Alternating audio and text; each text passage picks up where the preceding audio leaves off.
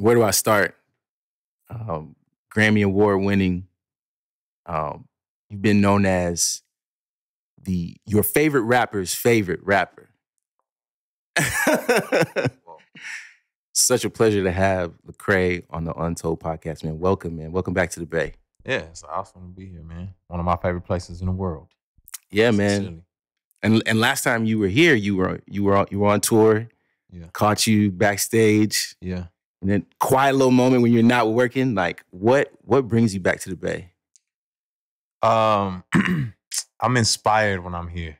You know, I'm inspired by the energy of people trying to change culture, the energy of people trying to paint the picture of heaven on earth in a lot of ways. You know what I'm saying? Bringing new things, making dead things live, and even just, for lack of a better term, innovation that happens here. It's inspiring to me. And I like to be around that. A saying that I heard a long time ago was Thoroughbreds run with Thoroughbreds. And, you can find a pigeon anywhere, but you got to climb the highest peak to find an eagle. And I feel like there's a lot of eagles here in the Bay. So, yeah. See, you just start off just painting bars just all over. So you said Thoroughbreds run with Thoroughbreds. Yeah. And the Lecrae that I know knows some beasts of Thoroughbreds in the Bay. I mean, I've seen you with Steph, with Andre Ward. I mean, doing stuff with E40, Squint, like. So when I talked about Thoroughbreds run with Thoroughbreds, to me, and I've recently heard Squint say, like, my presence has been a catalyst for bringing a lot of these great minds together. Whether that's true or not, they were great minds before they ever came into contact with me. You know what I'm saying? And so there's people that I feel honored to be connected with, yourself, for example, a Jason Maiden, you know what I'm saying? We got to give my man Bryant some love for running Steph's empire now. You know what I'm saying? But just all of these individuals, in all the different fields out here, whether that's art or media or the digital space. For me, it's inspiring because these aren't the people out here. They're not just run of the mill. Like, these are designers for major corporations, and these are, people who can get a meeting with Zuckerberg. You know what I'm saying? So it's like, I feel honored to be in the circle. You know what I'm saying? I feel honored to be able to be around this type of energy and this atmosphere. And so I know that it's been said the concerts have been a catalyst for bringing a lot of these folks together. But man, again, that's byproduct. I can't control that. That's just God doing his thing. You know what I'm saying? So for all of these amazing people to come together and just collaborate after I'm gone, that's bigger than me. Yeah. What is it about those relationships that, makes you?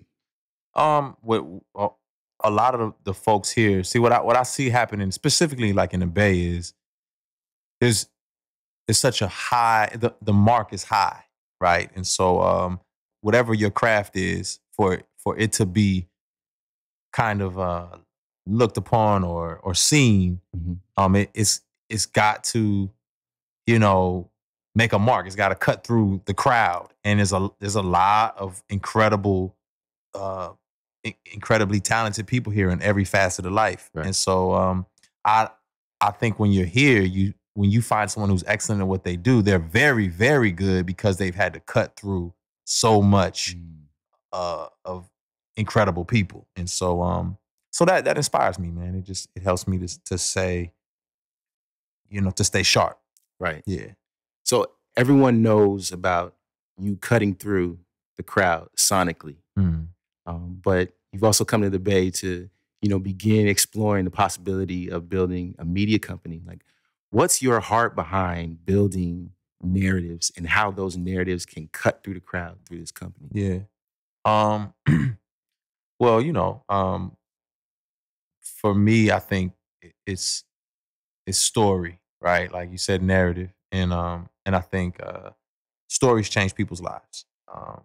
And so through music, I've been able to tell stories that were, you know, how my life was changed and that in turn affected other people's lives. I'm a Christian. As a Christian, I believe that a singular story changed the world. You know, I believe a story changed my life.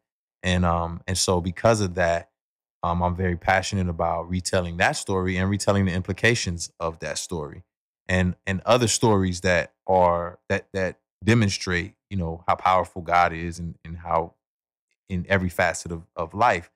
And so what I've been able to do in music is to, you know, tell stories, and see the impact of that. And the people who listen to my music, they don't just listen to music. You know, they listen to podcasts. Yep. They watch movies. They you know, binge on streaming platforms. And so for me, it's like, why limit this narrative that I feel like is so impactful? Why limit all the narratives that the stories that can be told to just music? And so I you know, got together with a very good friend of mine, Adam Thomason, who you know, has been walking with me through every aspect of creativity. And then he got into film directing, and I said, okay, you know, let's take this journey together. And so we've been just kind of going down this road of what it was like to create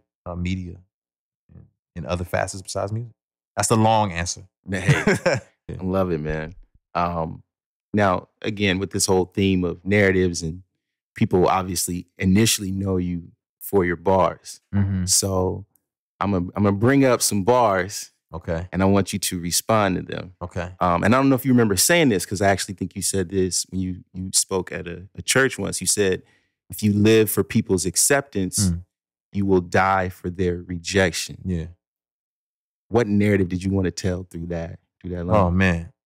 I think every person who has like they're screaming something from the rooftops is probably screaming out their struggle, right? So if you have a mantra, if you have a motto, it's probably deeply connected to your struggle. And so for me, when I say if you live in people's acceptance, you'll die from their rejection, consciously and subconsciously, that's my struggle, right? Is wanting the acceptance of people. I grew up in a very kind of broken family structure where I did not feel accepted. I did not feel welcomed. And then, you know, being abandoned by my father, you know, these are all internal struggles that I would on the surface know and then subconsciously know. And so it's something that I am both telling myself and telling other people, because I deeply need to believe this as much as everybody else needs to believe that if you are living for the acceptance of other people, as soon as they reject you, now you're crushed. As soon as you feel like, man, I didn't get what I was looking for in this, you feel as if your whole identity has been shattered. And I know that to the fullest extent. And so that's kind of, I want to communicate to people that, you know, you can be accepted by the creator of all creation. You don't have to fight for the approval and the acceptance of everybody around the world. And I said it, you know, very objectively, you know, but I say it's I've said it subjectively and objectively, you know, going through it and just kind of like not really knowing. And now the saying is more prophetic than I ever would have realized in my own life. Absolutely, man. And to me, like, that is the basis of innovation, is like having this willingness to be okay with not being accepted. Because when you innovate, you're making a decision to do something in a different way. So is that in the back of your mind as you build this media company? Or are you, you know, is there a fear there of like, you know, I might do something different? Yeah.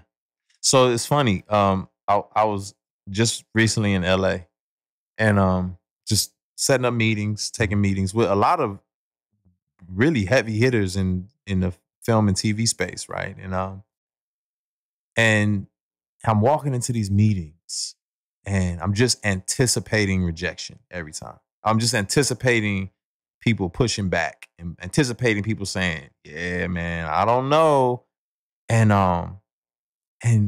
meeting after meeting, it was like people believed in what I was trying to do, or believed in what we were trying to communicate, and believed in and were supportive and were saying, keep us involved. And I was like, what? Yo, like, God, I'm scared. You know what I'm saying? Like, my defense mechanism is to believe I'm going to be rejected because I'm afraid.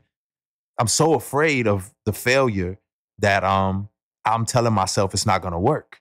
And the truth of the matter is, it's like, yeah, you have to be confident in who God made you to be, and be confident in despite your shortcomings and despite your flaws and despite all the things that you bring to the table that aren't, pleasurable or pleasant. Yeah. And man, God can make a masterpiece out of a mess, and that's what I'm learning. So I'm excited about taking these steps in a media company. And hey, man, that's a big part of it. I've done music so long. When we started, and I can get into that story, that's another crazy story, but just starting off and seeing so much rejection, I was impassioned by it because I didn't know any different. I didn't know what success looked like anyway. So I was like, cool, you reject me, it's not a big deal. I'm gonna just keep trucking along. But after attaining so much earthly success, you realize how far the fall is. You realize, oh, that's a long fall down. And you begin to tell yourself, like, I'm afraid of that. How would you define a fall? It's a good question. Yeah. Well, see, that's the thing about it is, it's like a false construct. It's not real, right? It's not a real fall. It's this construct that we have created socially, right? That says this is what success is.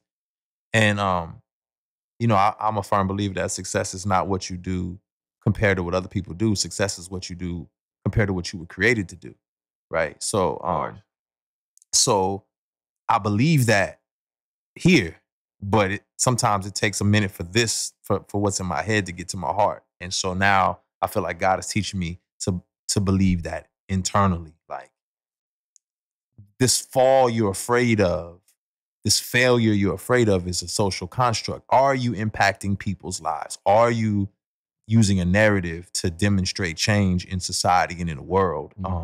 Are you showing pictures of justice and love and harmony and unity? Are you painting those pictures and people responding to that and seeing the world through a different lens? Then you're succeeding, because that's ultimately what I was created to do. And so whether or not, you get the awards, or whether or not all these socially constructed things that I never aimed for, that started becoming an identity. And when it becomes your identity, when it gets stripped away, or when when it becomes your identity, you become afraid that, those things will be stripped, or you'll lose them, or you won't get them again. And that's the danger of it all. We already touched on,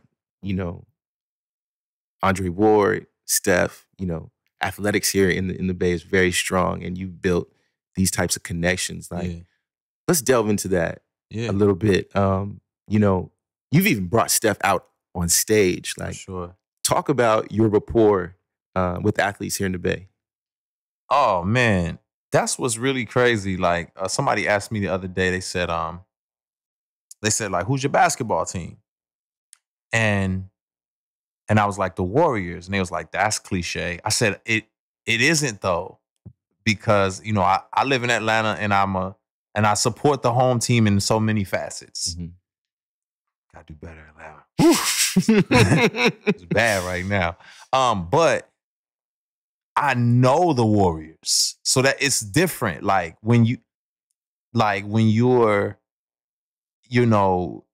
talking to guys and meeting guys, and guys are telling you how much they respect what you do, and you know what I'm saying? Like when you're like, I didn't even know you knew my music. You know what I'm saying? And I'm in the locker room at the finals, and guys are like, yo, man, I really appreciate your music, or I love what you do, or da-da-da-da. And I'm just kind of like, oh, for real? Like, I didn't even, because in my mind, I know the sports world and the music world are interconnected, but I'm such a fan because they're doing something that I couldn't do but I don't realize that they're a fan because I'm doing something that they couldn't do. Right. They be trying, but it's a special thing for me, because I feel like, because Steph and I connected so early on, I felt like, he was family. Now, when and where was that early on? Yeah. Whew, man, it's so funny because it's so long ago. I don't even remember the details of it. Like, it's kind of like I would probably be wrong. I do remember us really being able to connect backstage at a concert, right? Mm-hmm. Like, I do remember us really being able to like really plug and talk. But I know he was a fan back in the Davidson days. You know what I'm saying? So, I'm not gonna lie and say I was a fan when he was at Davidson. You weren't? I didn't That's the Steph I love. That little scrawny Steph. Yeah, I'm just being 100. I was, I slept on the, but that was just me being a sleeper. Out of that relationship, and the relationship was built off of authenticity, right? It was, same heartbeat, same passion, to excel at our craft and to let God use us in a unique way that we felt like he wanted to use us in. And I think that love and that genuine relationship spread to his teammates. Mm-hmm. And then that turned into just different relationships. And so it was kind of, I've always loved the sport of basketball. And what I found was my music, the NBA is a very, it's like a fraternity. It's a smaller organization where it's kind of like, you don't just kind of get plugged in. Right. It's kind of like you are, it's more of a family vibe. And so people really have to feel the authenticity of you, versus like, there's so many people in the NFL, so many people in Major League Baseball. There's going to be somebody who checks for you, rocks with you, and bring you along. But that doesn't mean everyone's now connected with you in the same way that it is with the NBA. So for a long time, I was a fan of the sport, but just didn't have an inroad to, connect and share my thoughts, my influence. And I guess that started, and it just it was a tumbleweed effect, and it just spread throughout the league. And just it's really doors that God's opened up that I'm grateful. I'm grateful for. I ain't really played against nobody like that because they don't want that smoke. But I'm lying. I don't want the smoke. Well, we're gonna get your cardio game right. And my cardio game got to get. My cardio game is not. It's not about getting it right. It's resurrected. It's bad. Oh man, I love it, man. When I think of your music and I think of your faith and how the two walk hand in hand. Yeah.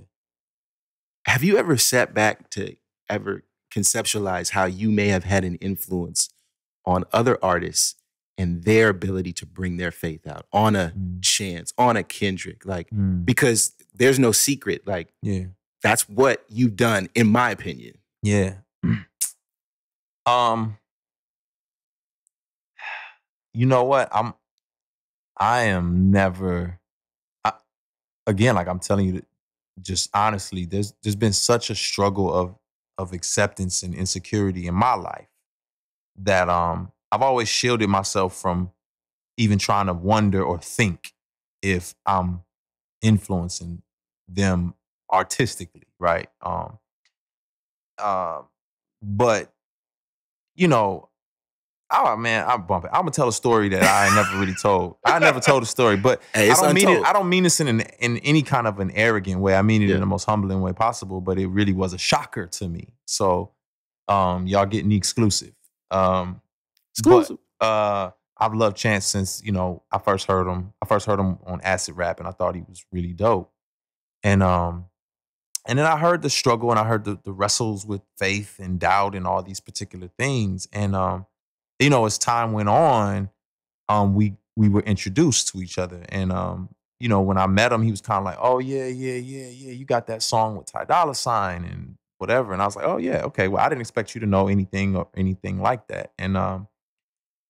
And so I assumed from that comment, now the comment didn't mean anything, but I assumed he had never heard anything outside of that particular song because of the comment. Well, fast forward, we're at the BET Awards, and I think I had just went up. I think I went up to accept. Yeah. And as I was coming down, I told him congratulations for everything. And then I think I met his mom, and his mom gave me a hug and she said, "Thank God for you. We raised our boys on your music." Wow. And I was just kind of like, what? Like, which boys? You know what I'm saying? So that was really like, it kind of took me aback because I just couldn't imagine it. You know, my brain, it doesn't mean he remembered any of the songs or knew who I was. It just meant that his mom tried to influence him with the music. He may have been like, "This is whack. I don't like it." but you know, that kind of stuff always baffles me.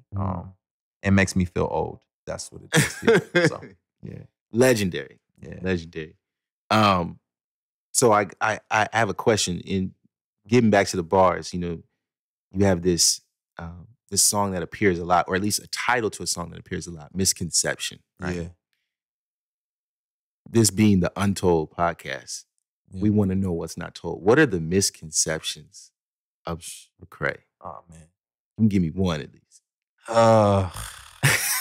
Misconception is that I am one-dimensional, right? Like, I think that's just the way we are by nature. We believe everything is one-dimensional. We don't really like nuance. We don't like gray areas. So people struggle with me being multi-dimensional, right? Like, they just, and I mean, that's human nature. Right.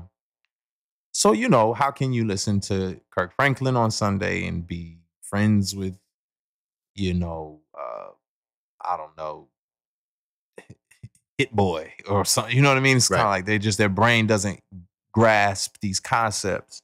And I think for me, it shows up biggest in when people have what they believe a Christian believes and does and thinks and votes, and they believe that's what a Christian does. And when I deviate from what they believe it is, then they just want to throw away my faith and my existence altogether, because the misconception is that I'm just linear and, you know, one-dimensional. And so you say you love Jesus, right? Well, then how can you ever, you know, associate with this or do this or eat, you know, pork, you know, whatever it may be, you know what I mean? Right. So that's probably one of the biggest misconceptions. And it doesn't, if you really are a fan, it doesn't seem like a misconception. It seems like, hey, yeah, we all see that, Lecrae. But to the audience at large, that's a struggle for them. You know, I think just with my faith personally, there's a whole lot of legalistic stuff that, you know, kind of grew up under, like, oh, you can't wear a hat in church. So, yeah. You know, like just little things like that. Yeah. So I can definitely side with you. I can't. Yeah. I mean, I know all about that.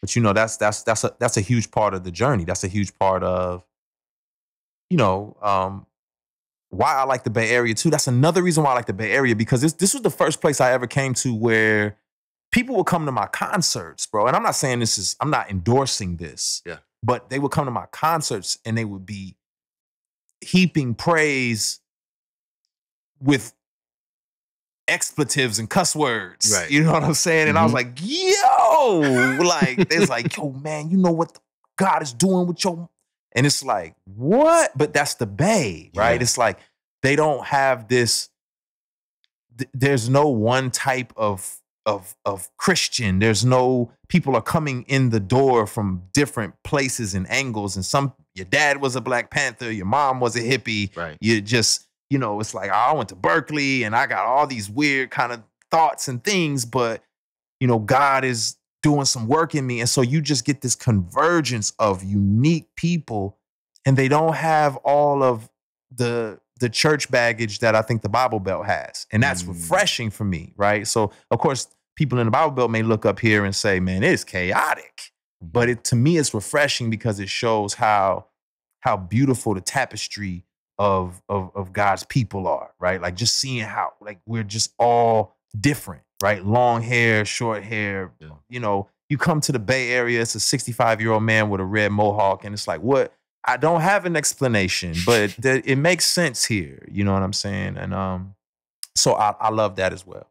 No, that's a beautiful depiction, because I think one of the things that makes this area so unique is that within the probably 35-mile radius, you have 3 of the the U.S.'s biggest cities in terms of like top 10 population.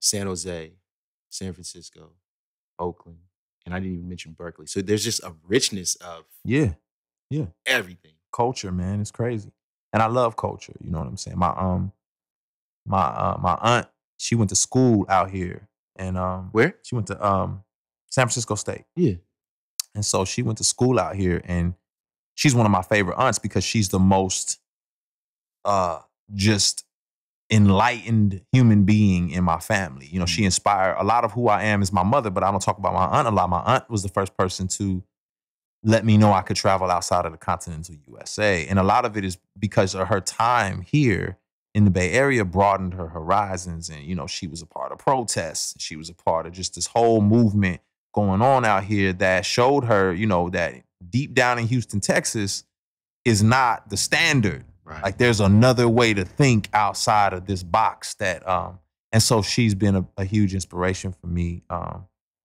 to know that I can be more than whatever the proverbial box says I have to be. Yeah, man. No box in the Bay. Yeah. Unashamed tour. Yeah. Super excited about that. Sheesh. Back to the day ones. Man. Yeah. Like, what is the energy like at Reach? Oh, it's crazy. It's crazy because like I'm a big proponent of letting I want to be an architect. Like for so long I've been an artist, and an artist is somebody who's creating, but an architect is creating pathways for other artists to walk through.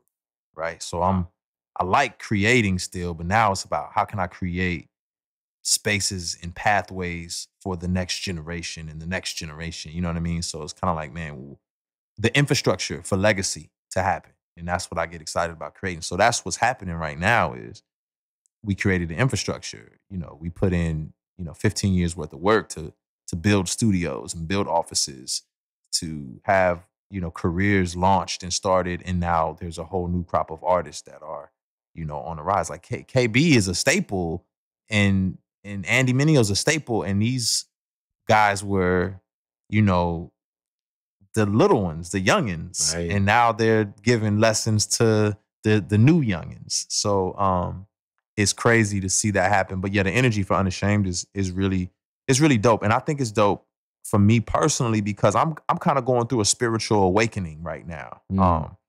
When you are running 1,000,000 miles an hour and you spread thin, you don't have time to stop and get to know the God you've been railing about. You know what I'm saying? And so life and circumstance has made me sit down and really develop some intimacy. And Unashamed Tour is a perfect place for that can spill out, because that's an environment and an event that's conducive for just intimate communication and time to talk about God and faith and everything that's going on. You know what I mean? Like a lot of a Lecrae show is pretty integrated with, mainstream and culture. And so it's not going to be explicitly Christian for the most part, Right. but an Unashamed show, it's explicit as explicit can be. And so this is the time where people can come and be set free and be, see real change happen in their lives. So It's beautiful, man. And I love how all your answers just lead to the next question. Like, God must be doing this. So you talked about the infrastructure for legacy. yeah, Like, what legacy does Lecrae want to leave? there's some really powerful books and tools that I've been exposed to that have shown me some of the historical traumas in my life that have created goals for me that I didn't necessarily know needed to be created. So they became prominent when they shouldn't have been, right? Like financial legacy. I think it's a great goal, right? It's something that needs to happen, right? Leave an inheritance for your children's children. Right. But it was beginning to take the forefront, right? Of everything else. You're solidifying your space in musical history was becoming taking the place of the forefront. And And man, that's really not what legacy's about. You know, those are things that should happen as a byproduct. Intentionality for financial legacy, of course, but they should be a byproduct of you doing what really lasts. And what really lasts is kingdom work. And when I say that, I say, you know, and I don't mean to be, you know, overly spiritual or anything along those lines, but for me, kingdom work is it's seeking the peace of the city. It's peace, prosperity, the prosperity of the city, the health of the city. It's enlightening people to flesh out healing in their environments, in every field of human endeavor, right? So in media, in writing, in art, in medicine. How can I inspire and enlighten people to move forward in that direction and to, you know, continue building on top of that foundation that's been laid for me already. So all that to say, man, I just want to see, you know, people flourishing. And for me, that's the legacy that I want to see happen. I want to see that I've influenced somebody to influence somebody to influence somebody for a healthier, flourishing world. That kingdom come, I will be done. Well, if I could disconnect this mic, I would just drop it. So, and thank you so much for joining us on the Untold Podcast. No, man, it's an honor, bro. So anything for y'all. Thank you for listening to the Untold Podcast. Make sure to subscribe and follow us for more.